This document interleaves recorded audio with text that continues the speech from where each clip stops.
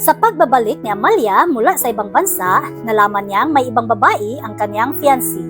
Ang pinakamasakit, buntis ang babae nito. Hindi siya nagdalawang isip na iwan ito. Tumakbo siya sa kaibigan niyang si Charlie at sa bahay nito ay nagpakalango siya ng alak. Hindi naman siya pinabayaan nito. He had always provided her comfort. Sa paggising niya ng sumunod na araw, nalaman niyang magkatabi silang natulog sa silid nito. Ganon na lamang ang panghihilakbot nilang dalawa nang iyon ang maabutang tagpo ng kanilang mga ina. Ura-urada at walang pali-paliwanag nagdesisyon ang mga ito na ipakasal sila. Wala naman silang magawang magkaibigan kundi pumayag. Pakiramdam niya ay lumubo ang kanyang ulo dahil sa labis na pagkabigla. Hindi ito pwede. Iyon ang sabi ng kanyang isip. Pero bakit parang natutuwa ang puso niya? Isang umaga, bumisita si Charlie sa bahay ng mga magulang niya. At sa tuwin ay lagi siyang tinatanong ng kanyang mga magulang kung kailan daw siya mag-aasawa dahil tumatanda na siya. Papalabas na siya sa bahay ng mga magulang niya nang makita niyang nakasunod sa kanya ang kanyang ina. "Could you bring Amalia here, Charlie?" Hiling nito. "Wala akong mapapala kung ikaw ang kausap ko, Charlie. Besides, matagal na kaming hindi nagkikita ng batang iyon." Walang nagawang nilingon niya ang kanyang ina. "Hindi ko mapapangakong madadala ko siya rito, Mama, dahil busy siya sa kanyang trabaho." "I want to see her, iho." Natatawang bumalik siya at hinalikan ito sa pisngi. Napapailing siya nang pasakay na siya sa kanyang kutsi. His mother loved Amalia so much. Hindi na siya magtataka kung isang araw ay sasabihin ng kanyang ina na si Amalia na lamang ang pakasalan niya. Isang araw ay magkasama si Charlie at Amalia. Pakiramdam ni Charlie ay lalong sumakit ang kanyang ulo habang nakahalukip-kip na pinagmamasdan si Amalia na panay ang laklak sa hawak na buti ng alak. Nakaupo ito sa kaibayong sofa. Base sa nakikita niyang iginagawin nito, walang duda may problema ito. Hinihintay lamang niya na magsalita ito. Pagkatapos nitong tumunga ng alak ay tumingin ito sa kanya. "What?" Hindi siya nagsalita. Sa halip ay bumuga lamang siya ng hangin. Suot nito ang kanyang t-shirt. Natitiyak niyang magulo na naman ang closet niya dahil niransak nito iyon. Siya ang naglagay ng mga kalat na malita nito sa guest room. Siya rin ang pumulot ng mga damit na pinaghubaran nito sa sahig. Daig pa nito ng lalaki pagdating sa kayusan. Lagi sa kondominium niya si Amalia at binigyan pa niya ito ng sariling susi sa kanyang unit. Tumayo ito at lumapit sa tabi niya. Pagkatapos ay inakbayan siya nito kahit sa palagay niya ay nahihirapan ito sa diferensya ng height nila. Sa taas na 5 feet 11 inches ay hanggang baba lamang niya ito. "Ano ba ang nangyari sa'yo? Bakit nagpakalango ka ng alak?" Pasitang tanong niya rito. Hindi ito sumagot sa tanong niya. Nainis siya, hindi rito kundi sa dahilan kung bakit nagkakaganon ito. "Ano ba kasi ang problema, Amalia?" Tanong niya rito ulit. "Melvin has another woman and she is pregnant." Kumaralgal ang tinig nito. "What?" Nagtagis ang mga bagang niya. Maya-maya pa ay umiiyak na ito habang nagkukwento. Hindi niya napigilang magalit kay Melvin. "You did it, Muron. You hurt her." Galit na sambit niya sa kanyang isip. "Oh my, I don't know if I'm miserable right now or what. I finally admitted that my ex is an idiot." Inabot ito ang kahon ng tissue paper na nasa side table at kumuha ng ilang piraso roon. Ubod ng lakas na suminga ito roon. "They are getting married, you know." Dagdag pa nito. "So? He doesn't deserve you. And you deserve someone better." Maya-maya lamang ay napaiyak na naman ito. Napabuntong hininga uli siya. Inakbayan niya ito. "Listen, Amalia. I understand you are hurting. I don't know if crying will help, but he doesn't deserve your tears." Umayos ito ng upo at sumandal sa kanyang dibdib. "Minahal ko siya. Alam mo yun. Kahit malnourished ang utak niya." Alam niyang hindi nagpapatawa ito. Ganon ito magsalita, lalo na sa mga ganong sitwasyon. Pero hindi pa rin niya napigilang tahimik na patawa. Even hurting, Amalia was still Amalia. At tama ito, malnourished ang utak ng ex-boyfriend nito. Matagal, nananatili sila sa ganong posisyon. Tumigil na ito sa pag-iyak. Nang tingnan niya ito, ay nalaman niyang nakatulog na ito. No wonder she was already asleep. Napakaraming pinagdaanan nito ng araw na iyon. Marahang binuhat niya ito at dinala sa kanyang silid. Ibinaba niya ito sa kanyang kama at maayos na kinumutan. Dapat ay sa guest room niya ito dinala, subalit mas komportable ang kama niya at alam niyang kailangan yon ng katawan nito. Hindi lamang sa biyahe ito napagod kundi sa napakarami pang bagay. Sa guest room, na lamang siya natutulog. Pinagmasdan niya ang mukha nito kahit namumugto ang mga mata nito ay napakaganda pa rin ito. Hindi siya nakatiis, tumabi siya rito at masayong hinaplos ang pisngi nito. How could Melvin have hurt you? Sa isip-isip niya, napabuntong hininga siya. Masayong kinintalan niya ito ng alik sa noo. Maybe it was time. Maybe it was his time now.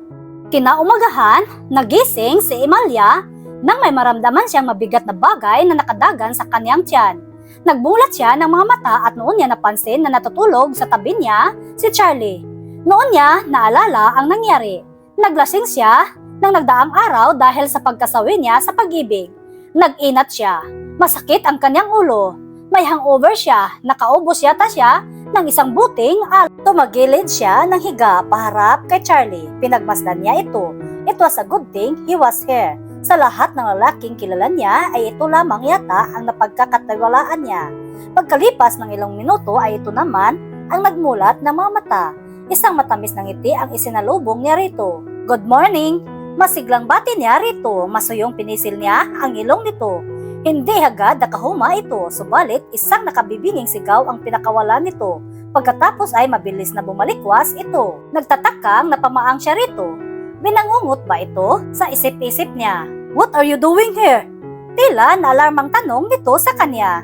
Luminga siya sa paligid at noon niya napansing wala siya sa guest room. Anong ginagawa ko rito? Tanong niya kay Charlie nang ibalit niya ang tingin dito.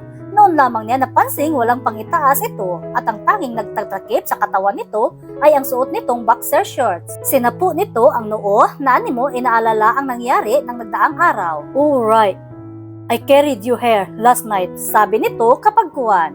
Dinampot niya ang unan at inihampas yon sa ulo nito. Ikaw pala ang nagdala sa akin dito eh. Pero kung makasigaw ka, parang ako ang nagdala sa iyo rito.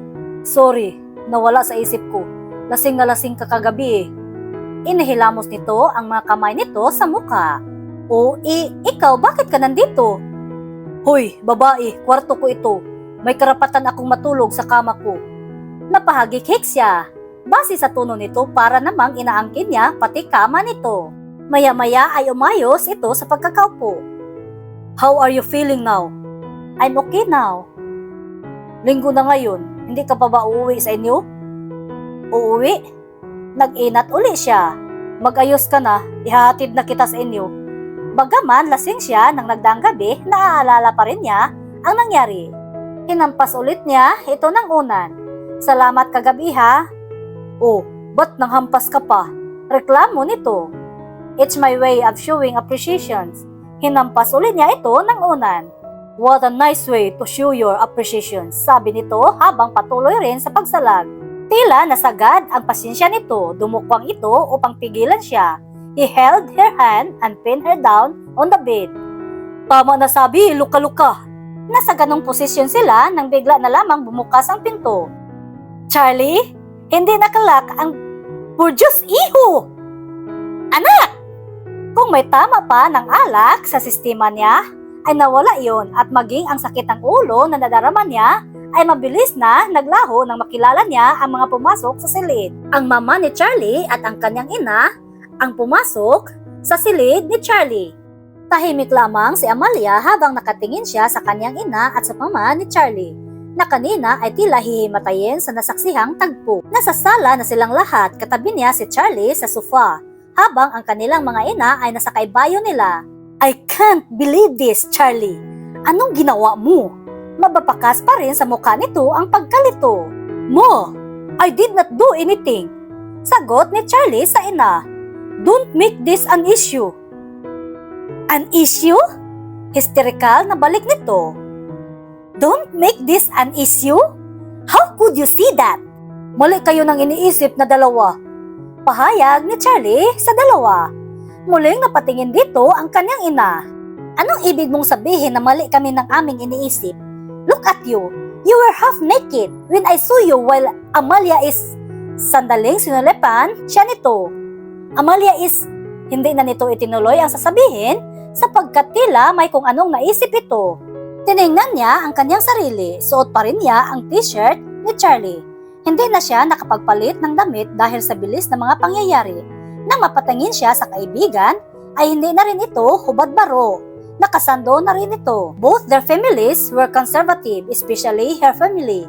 Kaya hindi niya masisisi ang mga ito kung may naisip ang mga itong kakaiba dahil sa nakita ng mga ito. We can explain everything, sabi niya nang mahanap niya ang kanyang tinig. What you saw was yes, I slept in his room. I got drunk last night and... You got drunk? And you sleep in his room? Putol sa kanya ng kanyang ina. My God, Amalia! You did not even tell me you were in the country. Hindi na siya nakasagot. Dahil wala na sa kanya ang atensyon nito. Kausap na nito si Tita Martina, ang ina ni Charlie. Nag-uusap na naman ang ina niya at ang ina ni Charlie na parabang wala sila roon. Mama, tita, sabad ni Charlie. Walang nangyari sa amin ni Amalia. Shut up! Singhal ng ina nito. Kailangan panagutan mo ang ginawa mo kay Amalia. Pakasalan mo siya. What? Bulalas ni Charlie. At sabay silang napatayo. Magpapakasal kayong dalawa. Ulit ni Tita Martina. Oh, come on, mama. Protesta ni Charlie. This is absurd. Papakasalan mo si Amalia. Deklara uli ni Tita Martina. Nakakahiya ang ginawa mo? Ano na lamang ang sasabihin ng daddy ni Amalia? Pinagkatiwalaan ka niya tapos, basta, pakakasalan mo siya. I will not marry her, mama. Napatingin siya rito, mababaka sa mukha nito ang protesta at ang determinasyon sa sinabi nito. Sa kung anong dahilan ay hindi niya nagustuhan iyon. Siniko niya ito sa tagiliran. Para namang gusto kitang pakasalan, hindi kita pipikutin, no? Nilingon siya nito. Kunot na kunot ang noo nito. Dapat lang, no? Napanganga siya sa labis na hindi pagkapaniwala. Iniisip ba nito na pipikutin nga niya ito? Ang kapal ng mukha mo? Hindi pa ako hangal, no? Para magpakasal sa iyo? Dapat lang, ganting sigaw nito. Wala pa akong balak na mag-asawa. Lalo naman ako at hindi sa iyo. Hindi rin sa iyo, burara. Nanlaki ang kanyang mga mata sa sinabi nito. Burara daw siya? Dinibdiban niya ito. Lalong hindi sa iyo, takot sa commitment. Lalong hindi sa iyo na mabigat ang kamay. Lalong hindi sa iyo na walang test sa babae. Tila napikon ito, padabog na lumabas ito ng unit na walang pakialam kung sando at boxers lamang ang suot nito. Naihilamos niya ang kanyang mga kamay sa kanyang mukha. Bago niya binalingan ang dalawang matanda na tila amused pang nakatingin sa kanya. Mommy, Charlie and I are just friends. Marrying him is really unthinkable. Napangiwi siya. Iha, pag-usapan ninyo ni Charlie yan. Singit ni Tita Martina. Can't you see? Bagay na bagay kayong dalawa ng anak ko. Mommy, don't do this. I'll tell your father right away, sabi nito. Sabay na tumayo ito at si Tita Martina. Narinig pa niya ang malakas na tawanan ng mga ito kahit sumara na ang pinto ng unit ni Charlie. Kadi-deliver lamang ng pagkain in order ni Amalia nang magbalik si Charlie sa unit nito. Alauna na ng hapon noon, alam niyang gutom na ito, pareho silang hindi pa kumakain. I ordered food, sabi niya habang inilalabas ang mga styrofoam sa supot. Kumain muna tayo. Lumapit ito sa kanya sa misa. What now? Don't ask me that question when you know the answer. Bumuntong hininga ito. I can't believe this. Inismiran niya ito. Huwag mo akong artihan ng ganyan ha, Charlie. Do you think we could talk to your father? Tanong ni Charlie sa kanya. I'm sure he'll understand. Mas conservative yun kaysa papa mo. Bakit kung magsalita ka, ay parang okay lang sa'yo na magpakasal tayo? Pinaningkitan niya ito na mga mata. At bakit naman ako magpapakasal sa iyo, ha? Iwan ko sa iyo. Magpa-test ka kaya para mapatunayan natin na walang nangyari. No way. Protesta niya. But that the best idea. Pamimilit nito. I watch TV, Charlie. Alam ko ang sinasabi mong test at ayaw kong gawin yun. Sabi niya, virgin pa ako no? At salamat, sarkastikong dagdag pa niya. So, you are considering marriage? Asa ka pa? Hindi rin papayag si daddy sa gusto mo. Besides, alam mong conservative ang pamilya natin. Mag-i-insist sila na magpakasal tayo. Nagkatinginan sila bago sabay na napabuntong hininga. Charlie, na-imagine mo na ba ang sarili mo na nasa harap ng altar at kasama ako? Napatitig ito sa kanya. Why do you ask? Wala lang. Iwan, hindi ko alam. Nagkibit balikat ito. Maya-maya ay nagdududang napatingin ito sa kanya. Don't tell me you are considering it. I was just thinking. You see, we've been friends for so long and we get along very well. Stop right there, Amalia. Putol nito sa sasabihin niya. Hear me out first, okay? Are you out of your mind? Angil nito. Napangiwi siya. Huwag mo nga akong sigawan, reklamo niya. Ano bang masama sa sinabi ko? You are crazy. I'm just being realistic, she said smugly. Still, you are crazy. Crazy na kung crazy. At last, nag-iisip ako ng paraan. At paraan na matatawag ang pakasalan ka? Hindi makapaniwalang tanong ng lalaki.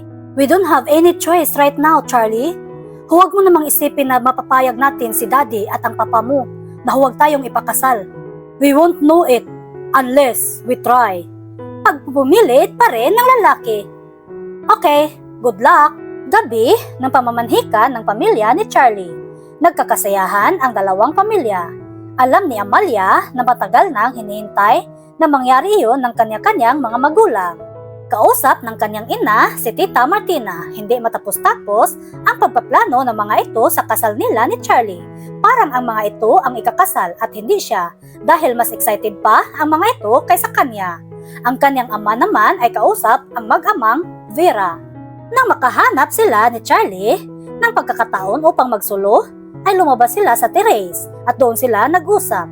Hindi pa rin niya lubos maisip na totoong magpapakasal siya rito at ayos lamang iyon dito.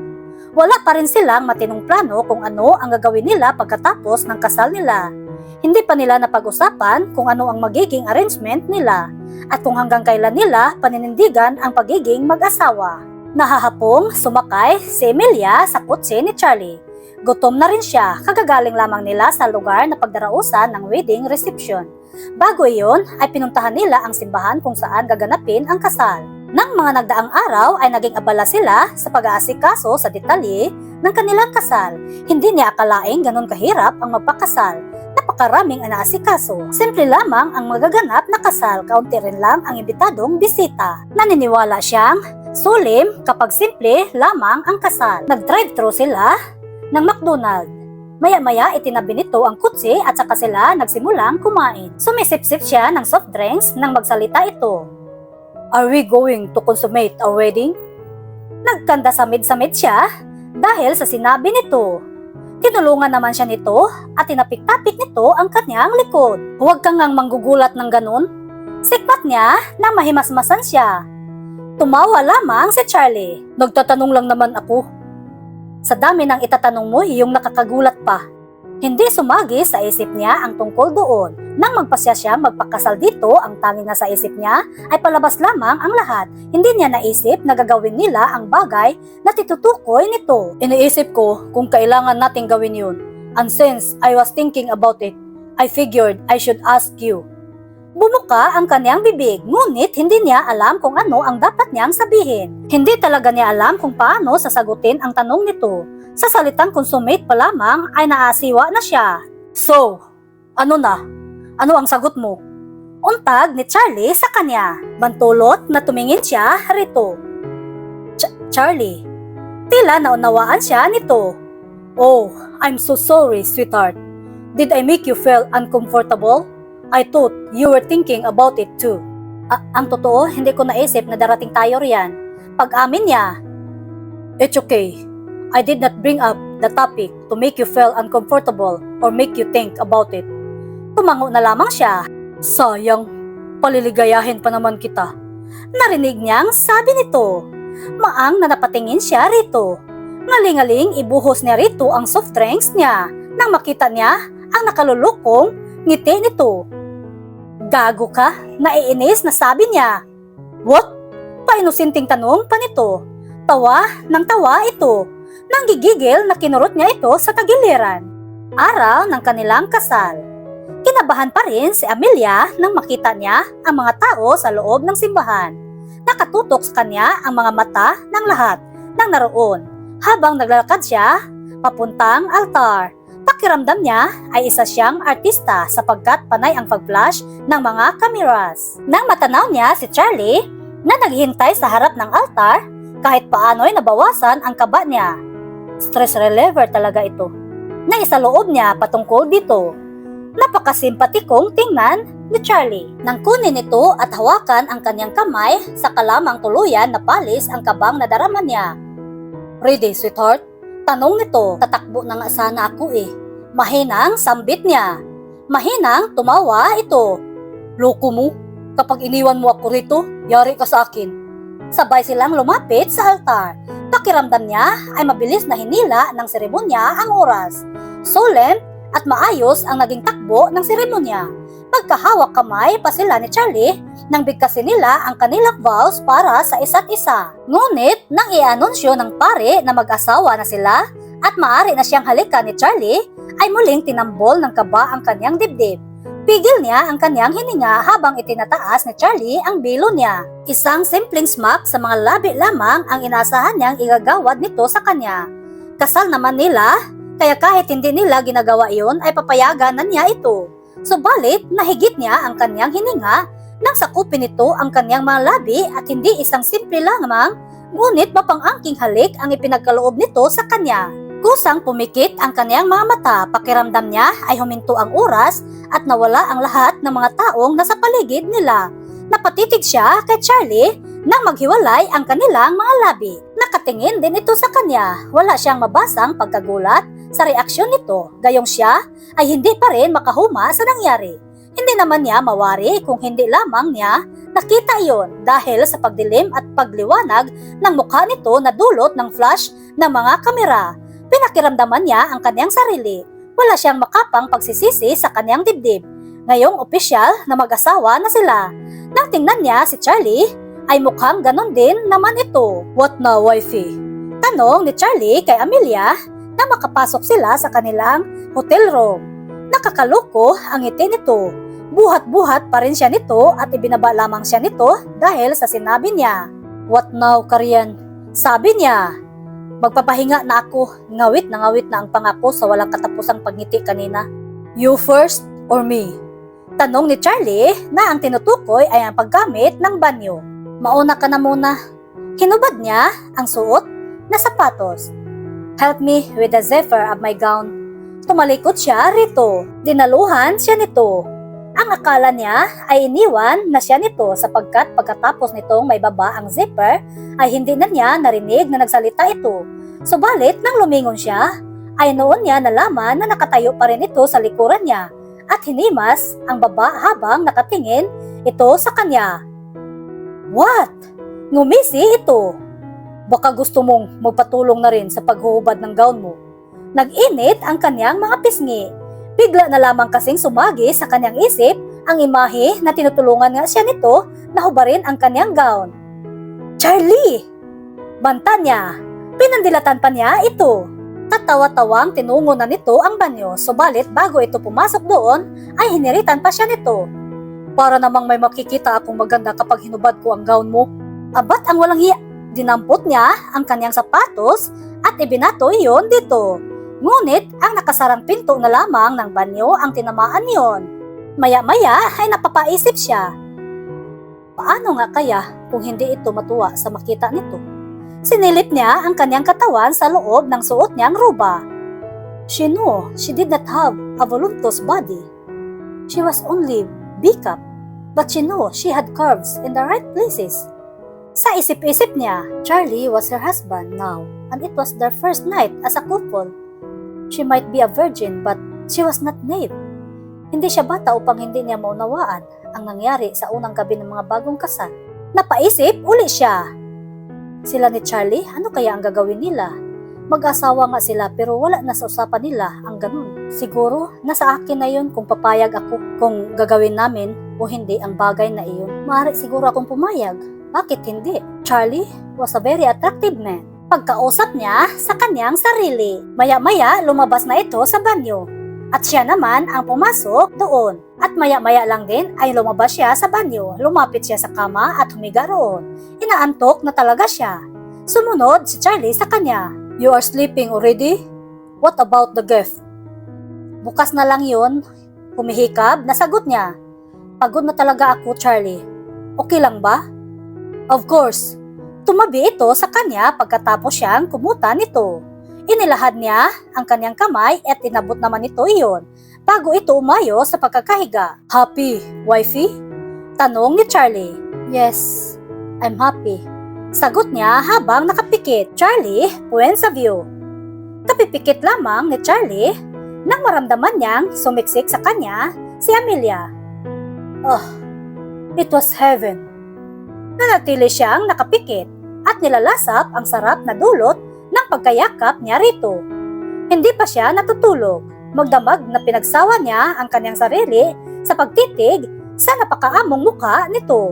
Alas 3 na ng madaling araw nang mapagpasyahan niyang matulog, kaya kinabig niya ito at hinayaang matulog sa kanyang mga bisig.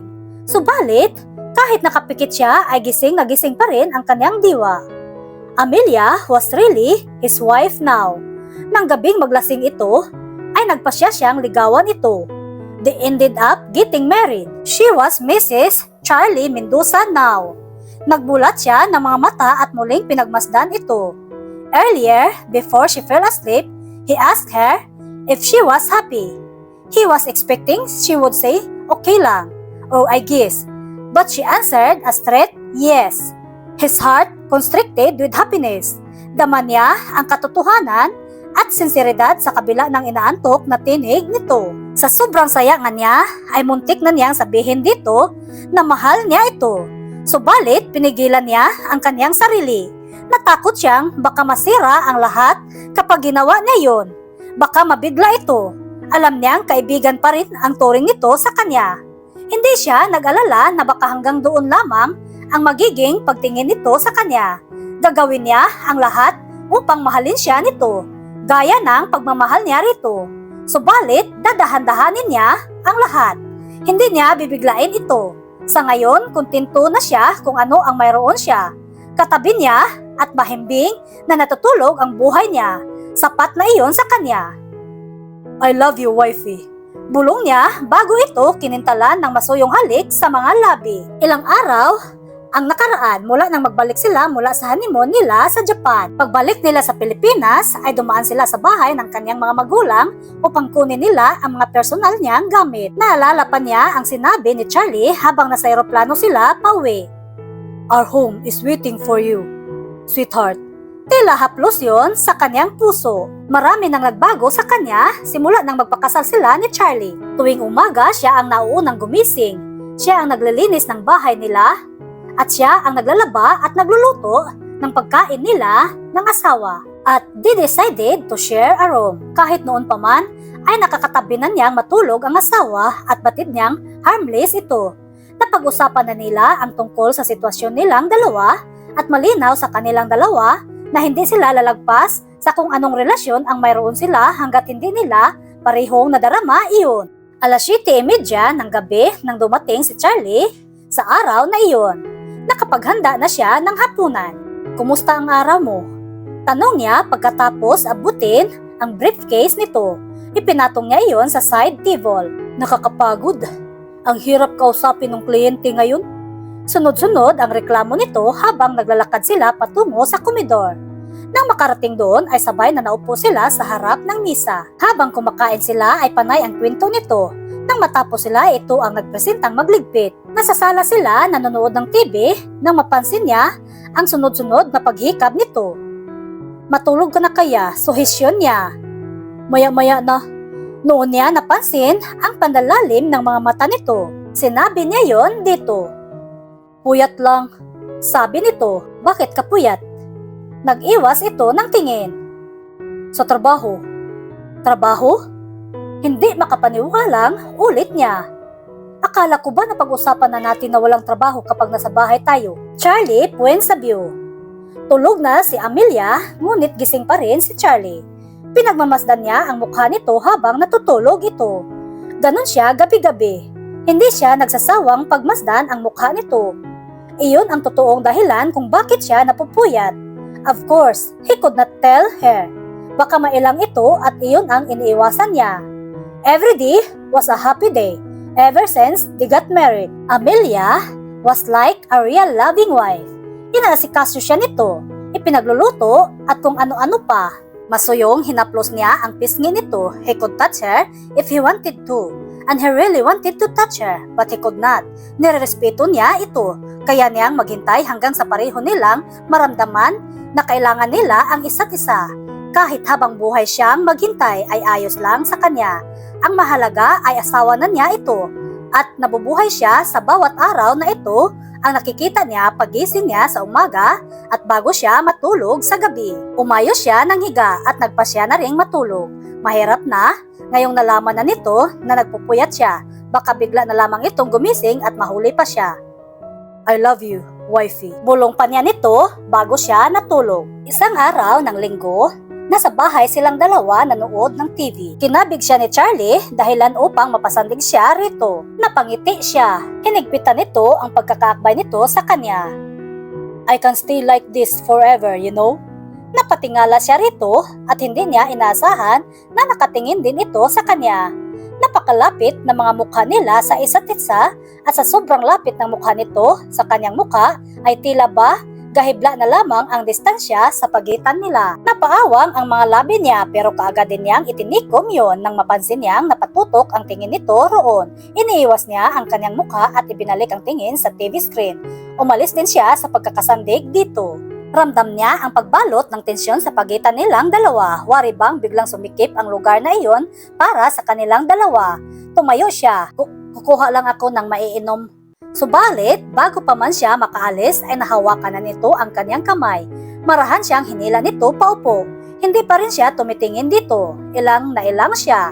Naging dahilan yon upang hawakan ng isang kamay nito ang kanyang baba at iniangat ang kanyang mukha. And then, everything happened so fast. Suddenly, Charlie's lips were brushing lightly against hers. It was a gentle, almost a feather-like kiss, but it was enough to make her shiver. Tila naman naramdaman nito iyon. Sandaling huminto ito, ngunit hindi nito inalis ang mga labi nito sa pagkakalapat sa mga labi niya. Pagkalipas ng ilang sandali lamang ay muling gumalaw ang mga labi nito. Isang masuyo pero mapag-angking halik ang ipinagkaloob nito sa kanya. Naramdaman din niya ang braso nitong kumabig sa kanya. Napapikit siya. Natagpuan na lamang niya ang sariling tumutugon sa halik nito. Pinagsawa nito ang mga labi nito sa kanya bago niya naramdamang bumaba ang mga iyon sa kanyang baba, pababa sa kanyang liig, paakyat sa kanyang tainga at pabalik sa kanyang mga labi. It felt good, really good. She felt the sensation all over her body. Lumayo siya ng bahagya rito. Charlie. Subalit hindi siya nito pinansin. Muling hinagip ng mga labi nito ang mga labi niya. At sa pagkakataong iyon ay mas mapang-angkin ang halik nito. Ngunit biglang nag-ring ang cellphone ni Charlie. At dinampot nito yon at nakita niya sa screen na ang tumatawag ay ang ex-girlfriend ni Charlie na si Grace. Ginamit niya ang pagkakataon na iyon para makalayo siya rito. Nagtungo siya sa kusina at kumuha ng tubig. Napapaisip siya kung patuloy pa ba si Charlie sa pakikipagkita sa ex-girlfriend nitong si Grace. Nang sa pagpihit niya ay nasa kusina na si Charlie. Nakatayo ito malapit sa kanya. It was agad na pinutol niya ang sasabihin nito. I know, I saw it on the screen. Huminga siya ng malalim. Are you mad? Tanong nito. I don't know, pag-amin niya. So, you are still seeing her? She tried to sound casual. No, sagot ni Charlie. Tinansya niya kung nagsasabi ito ng totoo o hindi. But then, she realized something. If Charlie was still seeing Grace or someone else, he could. Malinaw sa kanya na hindi siya ang mahal nito at nagpakasal sila hindi dahil mahal nila ang isa't isa. Kung may ibang babae man ito, hindi niya masisisi ito. Listen, Charlie. If you are seeing someone else, Hindi niya alam kung bakit hindi niya mabigkas ang pangalan ng dating nobya nito. It's fine with me. Nakita niya ang pagtigas ng mukha nito. Hindi ito nagsalita, nakatingin lamang sa kanya. Maya-maya ay tumalikod ito at iniwan siya. Lumabas siya upang sundan ito, ngunit nakita na lamang niya ang pagpapasarang pito ng bahay nila. Charlie points sa view. Mula sa rooftop ng kondominium ay natatanaw ni Charlie ang paligid. Doon siya nakarating sa ginawa niyang pag-walkout kay Emilia. Hindi niya makalimutan ang sinabi nitong, "If you are seeing someone else, it's fine with me." He was hurt by her words. She was unfair. How could she say that when she was his wife? Wala bang tiwala ito sa kanya? Iniisip pa nito na kaya niyang gawin ang sinabi nito? Bakit kailangan itong sabihin yon sa kanya? Naiintindihan niya kung hindi pa rin ito umiibig sa kanya. Ginagawa niya ang lahat upang mahalin din siya nito, pero paano siya mamahalin nito kung sasabihin itong ayos lang dito na magkaroon siya ng karelasyon sa ibang babae? Akala niya magagalit ito nang makita nito sa screen ng cellphone niya na tumawag si Grace sa kanya. Matutuwa sana siya kung iyon ang nangyari. Sa halip, parang ito pa ang nagtutulak sa kanya na makipagkita sa ex-girlfriend niya. Napabuntong hininga siya. Gusto kong magsilos ka, Emilia. Gusto kong sabihin mo na ikaw lang dapat ang babae sa buhay ko. Gusto kong sabihin mo na ikaw lang dapat ang mahal ko. Hanggang sa isip lang niya pwedeng sabihin. Hindi niya ito masabi-sabi sa asawa niya. Amelia points sa view. 2 oras na ang nakalipas ngunit hindi pa rin bumabalik si Charlie. Nakaupo si Amelia sa sala at hinihintay ito roon. Nag-alala na siya. Hindi niya alam kung nasaan ito. Hindi niya matawagan ito sapagkat naiwan ang cellphone nito sa bahay. Nasa isip niya, baka pinuntahan nito ang ex-girlfriend nito na si Grace. Iniisip din niya ang nangyari kanina. Tama ba ang ginawa niya nang sabihin niyang ayos lamang sa kanya na makipagkita ito sa ibang babae? Pero bakit isipin pa lamang niya na nakikipagkita ito kay Grace ay hindi niya matanggap iyon? Napalingon siya sa pinto nang marinig niyang bumukas iyon. Si Charlie ang dumating. Napatayo siya pagkakita rito. Charlie, hindi siya pinansin nito ni hindi siya tiningnan nito. Nagtuloy-tuloy ito hanggang sa marating nito ang silid nila. Mukhang galit nga ito. Sumunod siya rito. Pagpasok niya sa silid ay nadatnan niyang itong nakahiga sa kama. Nakapikit ito. Charlie, muling tawag niya rito. Hindi pa rin ito kumibo. Lumapit siya at umupo sa gilid ng kama. Tinapik niya ang binti nito. Charlie, let's talk. Subalit, hindi pa rin siya pinansin nito. Nakadama siya ng matinding inis. Nagmumukha na siyang tanga sa ginagawa niya. Kung ayaw nitong makipag-usap, sabihin nito. Hinampas niya ito sa hita. Naiinis na ako sa'yo, Charlie, ha? Singhal niya rito. Kung ayaw mo akong kausapin, sabihin mo. Iniwan niya ito roon. Lumabas siya ng silid. Bumalik siya sa sofa, napaluha siya dahil sa labis na inis. Pagkalipas ng ilang minuto ay narinig niyang bumukas ang pinto ng kanilang silid. Naramdaman niya ang paghawak nito sa balikat niya. Hindi niya ito nilingon, pinahid niya ang mga luha niyang ayaw tumigil sa pagbagsak. Are you crying? Narinig niya ang tanong nito. Hindi pa rin siya sumagot, gusto niyang iparamdam dito ang pakiramdam ng hindi pinapansin. Maya-maya pa ay nakaluhod na ito sa harap niya at pinahid ang mga luha niya. Are you satisfied now? Sarkastikong tanong niya. Bumuntong hiningang tumayo ito at tumabi sa kanya. Niyakap siya nito. I'm sorry. Sa halip na tumigil sa pag-iyak ay lalo lamang bumalong ang mga luha niya at hindi niya alam kung bakit. Where have you been? Why did you leave? Sunod-sunod na tanong niya. Nagpahangin lang ako sa rooftop. Sa susunod magpaalam ka. Nag-aalala ako sa iyo. Hindi ko alam kung saan ka hahanapin. Humigpit ang pagkakayakap nito sa kanya. May nag-walk out bang magpapaalam? Ah, ganun ha? Itunulak niya ito. Nang makita niya ang mukha nito, ay nakangiti na ito. Maya-maya ay seryoso itong nagsalita. Huwag mo nang sasabihin yung sinabi mo kanina, Amelia. Why? Because it's not right. Ayoko lang naman napigilan ka sa gusto mong gawin kahit mag-asawa na tayo, Charlie.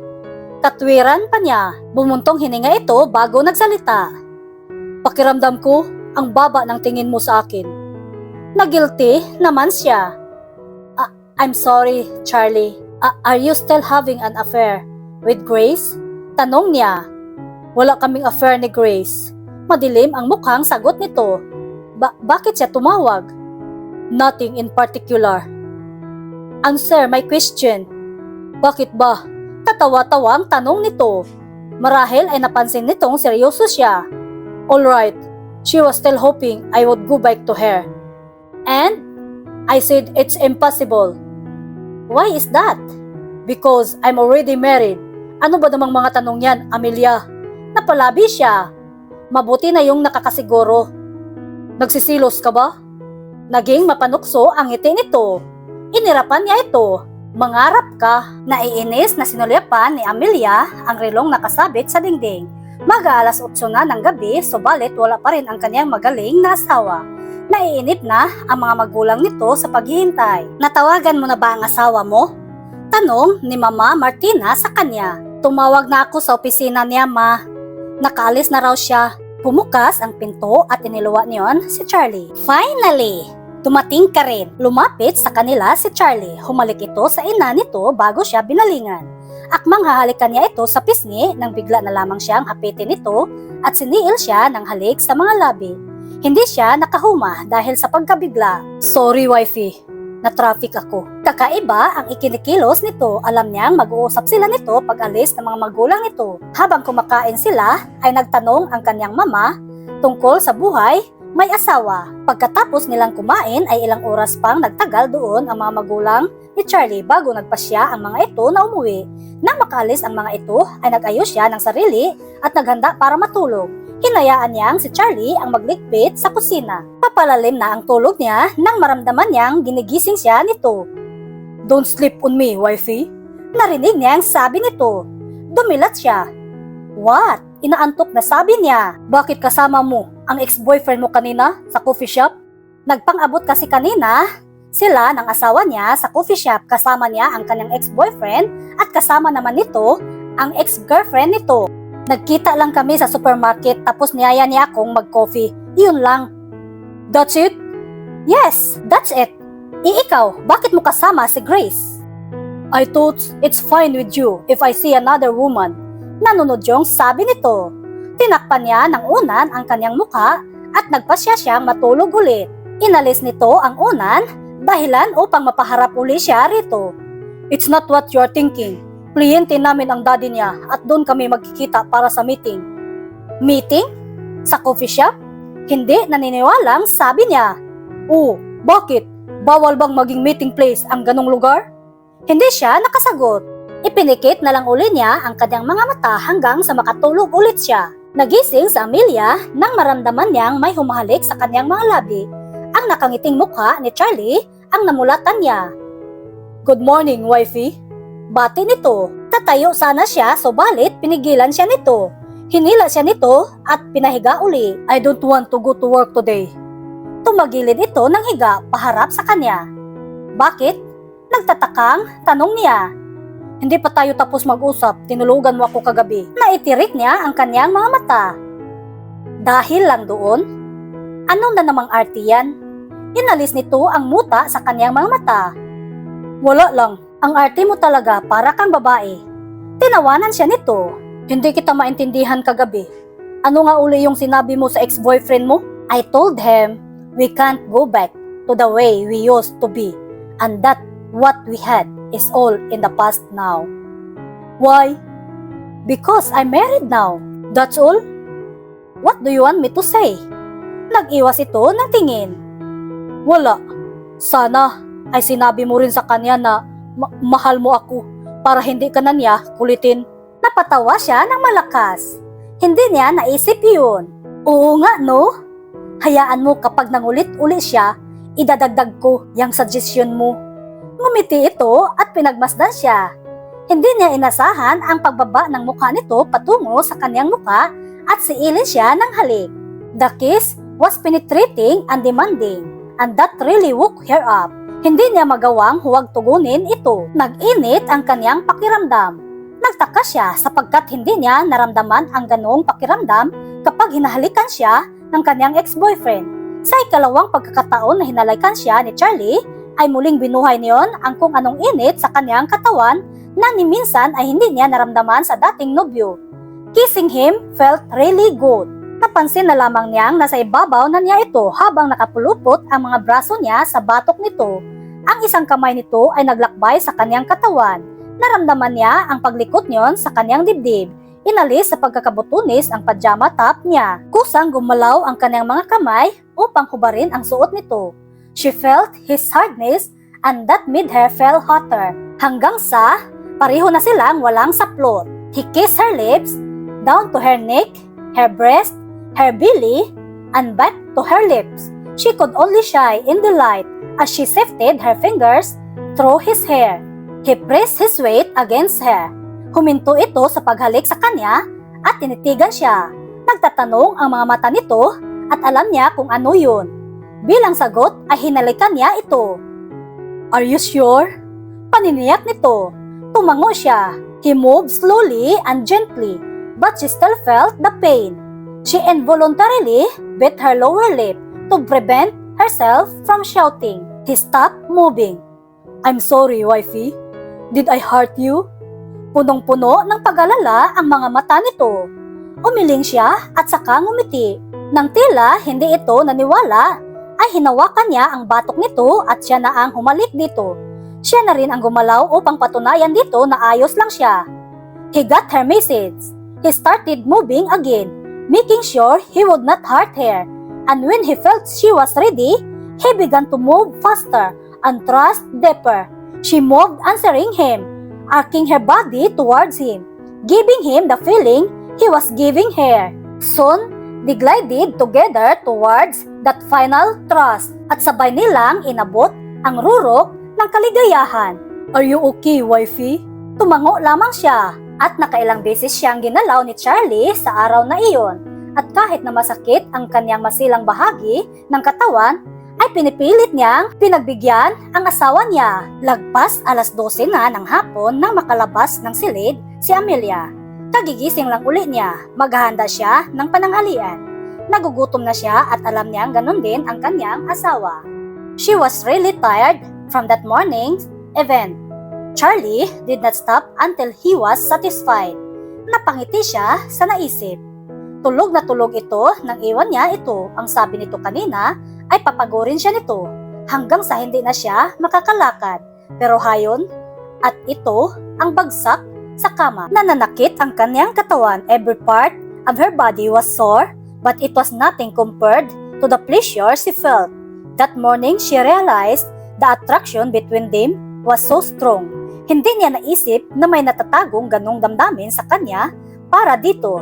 Sa tagal niyang kilala at nakakasama ito, ngayon lamang niya nalaman iyon. Nararamdaman niyang may yumakap sa kanya mula sa likuran niya. Napangiti siya. Oh, gising na pala ang damulag.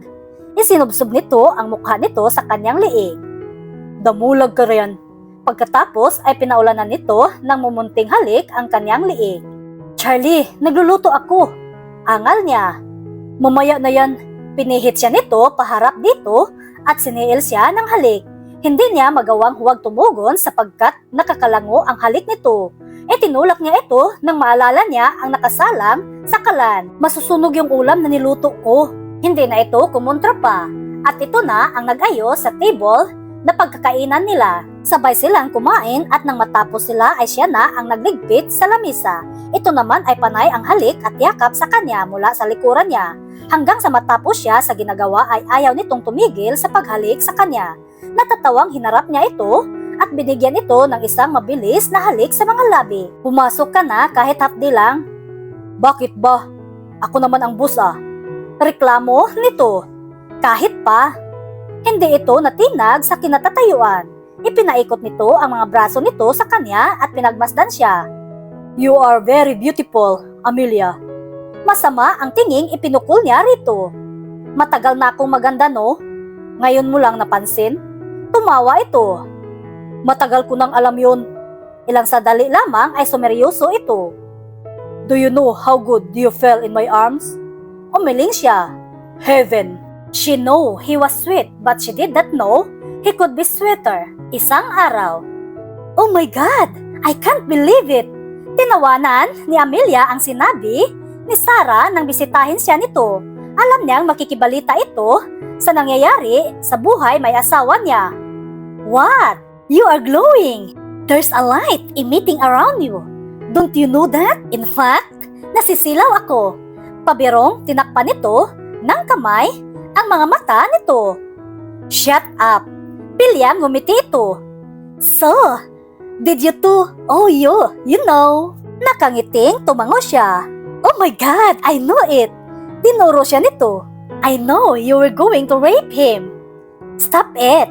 Natatawang saway niya rito. Maya-maya pa ay bumabiyahe sila ni Sarah patungo sa opisina ni Charlie. Pinauna na siya ni Sarah na pumasok sa gusali sapagkat ipaparada pa nito ang sasakyan.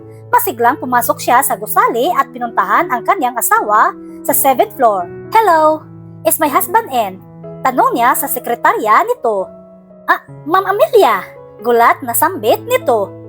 Wala si Sir dito, nasa conference room, ma'am. Ganun ba? Hihintayin ko na lang siya sa office niya. Wag na.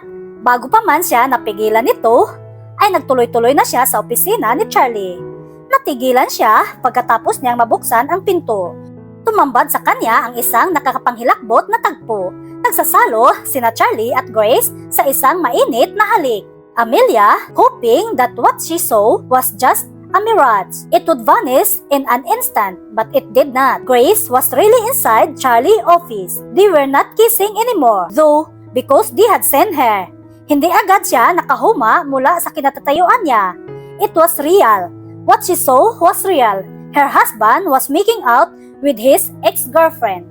Ma'am Amelia, anang sekretarya ni Charlie. Halatang kinakabahan ito dahil hindi ito makatingin sa kanya. Tinawag mo pa akong ma'am? Mahina, ngunit matigas na wika niya. Pagkatapos ay ibinalik niya ang tingin kina Charlie at Grace. Nagulat ka ba, Grace? Sarkastikong wika niya. Ako hindi. I have already foreseen you would do a thing like what I had just witnessed. Pinilit niyang huwag makmakita ng emosyon sapagkat alam niyang magmumukha siyang tanga. Napaawang ang mga labi ni Grace dahil sa sinabi niya. Amel, nagpunta ako rito para magpaalam na pupunta kami ni Sarah sa Cavite. Putol niya sasabihin sana ni Charlie. I was hoping you could come with us. That's why I came. But Grace is here, so I guess not. Pagkasabi niyon ay tinalikuran na niya ang mga ito. Amelia, wait! Hindi niya nilingon si Charlie. Huwag mo na akong hintayin.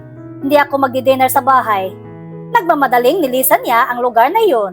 Nagpatuloy si Charlie sa pagtawag sa kanya, ngunit hindi niya pinansin ito. Nasa loob na siya ng elevator nang sunod-sunod na pumatak ang kanyang mga luha. Nanginginig ang kanyang katawan sa halo-halong emosyon na nadarama. Hindi niya alam kung galit siya o ano. Isa lamang ang malinaw ng mga sandaling iyon. Ang sakit-sakit ng nadarama niya. She felt alone and lost. She felt betrayed. She also felt ridiculous. She felt so numb and drained. She felt sick. Seeing her husband kissing that woman made her sick. Nasa ganong kalagayan siya nang bumukas ang elevator at salubungin siya ni Sarah. Oh, bakit? Ang bilis mo. Anong nangyari sa iyo? Nagtatakang tanong nito nang marahil ay napansin nito ang hitsura niya. Hindi siya sumagot, humakbang siya hanggang sa makalabas siya ng gusali. Maghahating gabi na makauwi si Amelia. Pagkagaling nila ni Sarah sa resorts ay sumama siya sa bahay nito at doon nagmukmok. Kinailangan niyang magpalipas ng ilang oras upang mawala ang pamumugto ng kanyang mga mata. Huminga siya ng malalim para lumakas ang kanyang loob. Kinapan niya ang susi sa kanyang bag. Ngunit hindi pa man niya na ilalabas yon ay bumukas na ang pinto at tumambad sa kanya ang seryosong mukha ni Charlie. Diretso siyang pumasok at umupo sa sofa. Where have you been? Bakit ngayon ka lang umuwi? Tanong ni Charlie. Sa Cavite. Pinuntahan namin ang resorts. Tumayo siya. Hindi pa rin tumitingin dito. Matutulog na ako, pagod ako sa biyahe. Hindi pa ako kumakain. Wala akong pakialam. Gusto niyang isigaw dito. I told you earlier not to wait for me. Hindi niya alam kung saang silid siya tutungo. Kung sa guest room siya papasok. Tiyak na magsisimula ang mahabang pagtatalo nila ni Charlie. Kung sa kwarto naman nila siya papasok, baka mapaiyak lang siya. We need to talk, Amelia. Hinilot niya ang kanyang sentido. I'm tired, Charlie. Bukas na lang. I want us to talk now. Maotoridad ang tinig nito. Pinihit siya nito paharap dito. Charlie, please. Pakiusap niya. If you don't want to talk to me, fine. I just want you to know that Grace and I... Sinabi ng bukas na lang eh. Hindi napigilang singhal niya. Ayaw niyang makarinig ng kahit ano tungkol sa nangyari o kahit ano tungkol dito at sa babaeng iyon. Nagulat ito halatang hindi nito inaasahan ang outburst niya. Amelia, itinaas niya ang kanyang kamay upang pigilan ito. Don't waste your time explaining, I told you. Okay lang sa akin kung makipagrelasyon ka sa ibang babae. Wala kaming relasyon ni Grace. What you saw was... Hindi niya hinayaang makapagsalita ito. Na mga sandaling iyon ay wala siyang paniniwalaan kundi ang nakita niya. Your phone? The last time at the coffee shop? And now inside your office? May bantay pa kayo. Bumuntong, hininga siya. Okay lang Charlie, hindi mo na kailangang itanggi pa ang tungkol sa inyo. Naiintindihan ko. Pwede bang makinig ka muna sa akin? Halatang nagpipigil lamang ito na magtaas ng boses. Umiling siya, you don't have to explain. And you won't be having problems with me in the coming days. Kumunot ang noo nito. What? Pinigil niya ang pangingilid ng luha sa kanyang mga mata. Tapusin na natin ang kung anumang relasyon mayroon tayo. Nahihiya na ako sa iyo, hindi mo nagawa ang gusto mo dahil sa akin. Pinilit niyang umiti. Alam natin pareho na napilitan ka lang sa lahat ng ito. But it's okay now, we can stop all of this. Paano ang nangyari sa atin? Stop worrying about it. It's not an issue. Matatanda na tayo, Charlie. Tumiim ang mga bagang nito. Pumayag kang may mangyari sa atin dahil matatanda na tayo? And it's not an issue? Yes, nakayukong sagot niya. You don't have to face the consequences. Napakahirap para sa kanya na sabihin ang lahat ng iyon. Alam niyang hindi siya mahal nito pero masakit pa rin sa kanya ang paraan ng pagpapabatid nito sa kanya ng tungkol doon. He could have just told her he loved Grace. Totoo nga ang sinabi ni Sarah, hindi lamang ang ego niya ang nasaktan kundi pati ang kanyang puso. Ngayon niya naunawaan yun, ngayon niya aaminin yun. Pero hindi kay Charlie kundi sa sarili lamang niya. Hindi niya sasabihin sa kanyang asawa na mahal niya ito, baka muli lamang siyang pagbigyan nito at siya pa ang maging dahilan ng paghiwalay nito at ni Grace. Kung tutuusin, siya naman talaga ang mangragaw. Inagaw niya si Charlie kay Grace. Siya ang unang nakasakit ng damdamin. Marahil ay binawi lamang ni Grace si Charlie sa kanya. Tumalikod si Charlie. Ang akala niya ay iiwan siya nito at muling mag-walk out. Subalit, laking gulat niya nang muling pumihit ito at mahigpit na hinawakan ang magkabilang balikat niya. Marahas na niyog-yog siya nito. You are the one who's afraid of the consequences. He shouted her. Ayaw mong panindigan ang ginawa mo, ikaw ang nag-iisip ng lahat ng ito. Tapos ngayon ay iiwan mo ako sa iri? Charlie, ano ba? Nasasaktan ako. Awat niya rito. Hindi siya pinakinggan ito. Si Melvin ba ang dahilan? Maghiwalay ba tayo dahil alam mong wala siyang asawa at ikaw pa rin ang mahal niya? Nanlaki ang kanyang mga mata. That's not true. Walang kinalaman si Melvin sa buhay ko o sa buhay natin. Para sa iyo ang ginagawa ko. Para sa ikaliligaya mo. Anong alam mo sa ikaliligaya ko? You never asked me what I wanted. So don't tell me you know what could make me happy. Bigla ay napahiya siya. Charlie! What? Tama ako, di ba? Sino ba ang nagplano ng lahat ng ito? Di ba ikaw? Pinagbigyan kita. I give you everything. I did everything to make this marriage work. Pero ano ang ginawa mo? Lalong humigpit ang pagkakahawak nito sa kanya. Bumuntong hininga ito. Hindi na kita kilala, Amelia. Pagkasabi niyon ay iniwan siya nito. Ibinalibag nito ang pinto pagkalabas nito. Nanghihinang, bumalik siya sa sofa at umupo roon. Isinubsob niya ang kanyang mukha sa kanyang mga kamay at doon umiyak. Kinaumagahan. Paglabas niya ng kanilang silid ay nakita niya si Charlie. Good morning. Kinakabahang bati niya rito. Sandaling pinagmasdan lamang siya nito bago ito tumango. He did not greet her back. Anong oras ka dumating? Tanong niya. Ngayon lang. Kumain ka na? Maghahanda lang ako. Oh, aalis din ako agad, Amelia. Putol nito sa sasabihin niya. I just came back to pack some things. Oh, tanging nasambit niya. Kumurap-kurap siya upang maiwasan ang pangingilid ng kanyang mga luwa. Oh, okay. Tumalikod na siya at nagtungo sa kusina. Umaasa siyang susunod ito sa kusina at amuin siya. Nasasabihin itong mali ang iniisip niya ngunit hindi ito nagtungo roon. Amelia! Nabuhayan siya ng loob nang marinig niya ang tinig nito. Marahil ay mag-uusap na sila. Nilingon niya ito. Bagong ligo ito, nakabihis panlakad na ito, nakadama siya ng panlulumo nang mapansin niyang may dalang traveling bag ito. Aalis na ako. She wanted to stop him but she could not say a thing. She just nodded. Tumalikod ito at nagsimulang maglakad. Hindi siya nakatiis at sumunod siya rito. Saan ka pupunta? Tanong niya nang mahanap niya ang sariling tinig. Lumingon ito sa kanya. Pupunta ako ng Baguio. We'll talk when I get back. Bumuntong hininga ito. She forced herself not to cry. Mag-ingat ka. Lumapit ito sa kanya. She was not expecting he would kiss her but he did. He gave her a long kiss and then he left without looking back. Nang sumara ang pinto ay tuluyan na siyang napahagulgol. Gusto niyang isigaw dito na mahal niya ito at hindi niya kayang mawala ito. Baka maaaring magbago ang isip nito at hindi na ito aalis. Tumakbo siya palabas ng unit upang habulin ito, ngunit wala na ito. Tumakbo siya patungo sa elevator, ngunit wala na rin ito. Nang hinang bumalik siya sa unit nila, she realized then that he was not coming back. He left without hesitation. Umiiyak na napaupo siya sa sofa. 2 araw pagkatapos umalis ni Charlie, ay nagpasya siyang manatili sa resorts na bibilhin nila ni Sarah. Dahil siya ang buyer, hinayaan siya ni Mr. Aspecto na gamitin niya ang facilities ng libre. Maging ang pananatili niya roon ay libre. Nasa pool sila ni Sarah. Hanggang kailan ka ba magtatago rito ha, babae? Nakapamaywang pa ring tanong nito sa kanya. Umahon siya mula sa swimming pool at tinungo ang upuan. Inabot niya ang tuwalya at ibinalabal niya yon sa kanyang katawan bago siya naupo roon. Hindi ako nagtatago, no? May bahay ka naman, bakit ba dito ka nakatira? Ayaw ko pang umuwi, no? Bumuntong hininga si Amelia. Iniwan niya ako, Sarah. Hindi ko alam kung hanggang kailan ko siya hihintayin. I'm sure he would be back. Pagpapalakas nito sa kanyang loob. Iwan ko, Sarah. Iwan ko. Charlie puwens sa view. Nakabuntot si Charlie sa puting Honda Civic na nasa unahan niya. Sinusundan niya si Sarah. Malakas ang kutob niyang si Amelia ang pupuntahan nito.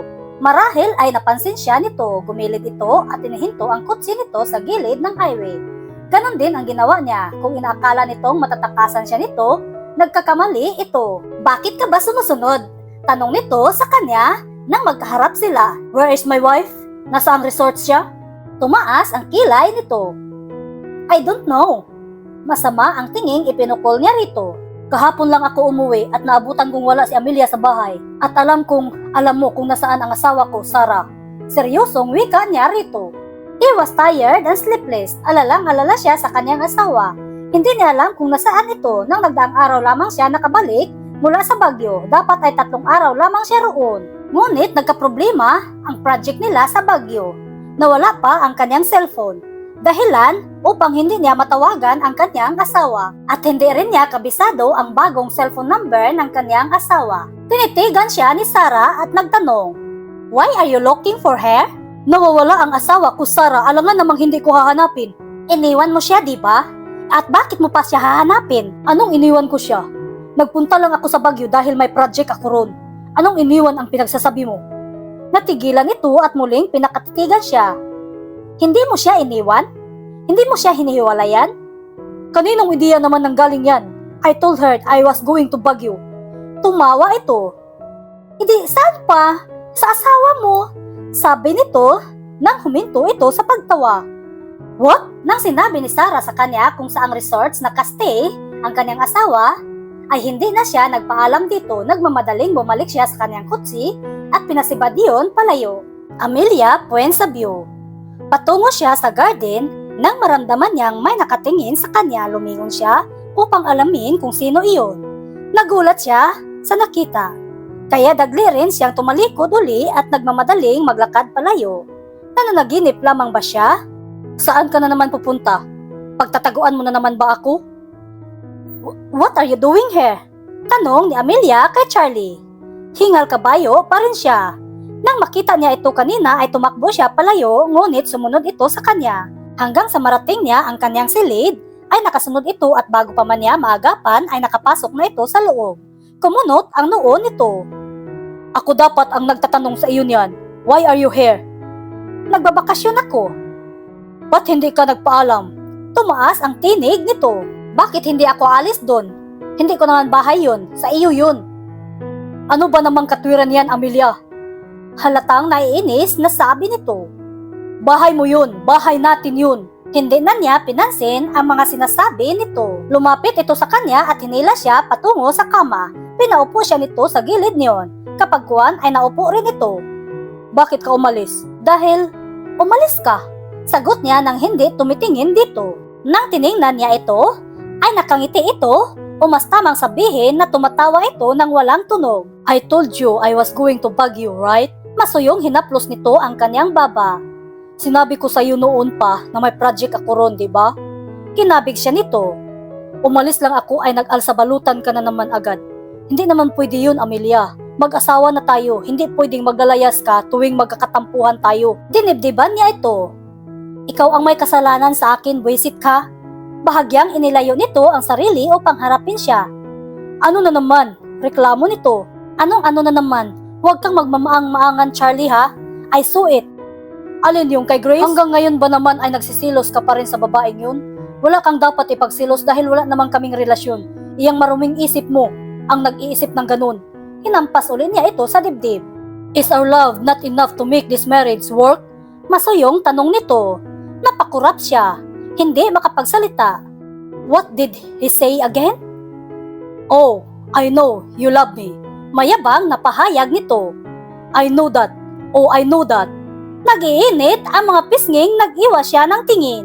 Paano nito nalaman yun? Sumalit sa kanyang isip si Sarah. Ikinulong ni Charlie ang kanyang mukha sa mga kamay nito at pinihit yun paharap dito. You know, I love this certain woman. I love her so much. I wanted to take her away from her boyfriend. Paglalahad nito. Siya ang dahilan kung bakit wala akong matinong girlfriend. Siya ang dahilan kung bakit hindi ako nag-aasawa. Siya lang kasi ang nakikita ko. Siya lang ang mahal ko. Ang akala ko ay hindi na siya magiging akin. Pero isang araw, pinikot ako ng luka. Napaluha siya sa mga sinasabi ni Charlie. I grabbed the opportunity at that instant because that was the only way I know I could be with her. Pagpapatuloy nito, nakangiti ito at masayo ang tinging ibinigay nito sa kanya. At that moment, I said yes. I promised myself she will love me. I will make her love. Kaya pala tudo ang tanggi mo noon. Sarkastikong sabi niya sa pagitan ng paghikbi. But she still could not believe what she heard. Charlie loved her even before they got married. He was already loving her without her knowing. That's because I don't want you to go into a situation you would regret in the end. Pinahid nito ang mga luha sa kanyang mga pisngi. Ayokong magpabigla-bigla ka ng desisyon dahil kapag pinakasalan mo ako ay hindi na kita pakakawalan. Mahal mo man ako o hindi. Niyakap niya ito at gumanti naman ito ng yakap sa kanya. I love you, Amelia. It was always been you. Nagpatuloy siya sa pag-iyak habang nasagadong posisyon sila. Bumaba ang mukha nito patungo sa kanyang mukha. Sinalubong niya ito at naghinang ang tila parihong uhaw na mga labi nila. I miss you so much, Amelia. Padaing nasabi nito sa pagitan ng paghalik sa kanya. I miss you too, Charlie. Kanting wika niya. Nang maghiwalay ang kanilang mga labi ay pareho silang napangiti. Huwag ka nang mag-aal sa balutan, ha? Anitong pinisil ang tungki ng kanyang ilong. Huwag ka kasing ulyanin para hindi ako magkamali at lilinawin mo kapag nag-aal sa balutan ka rin. Nagtawanan silang pareho. Hanggang dito na lang ang kwentong ito. Hanggang sa muli, maraming salamat po sa pakikinig. Jesus love us. Bye-bye!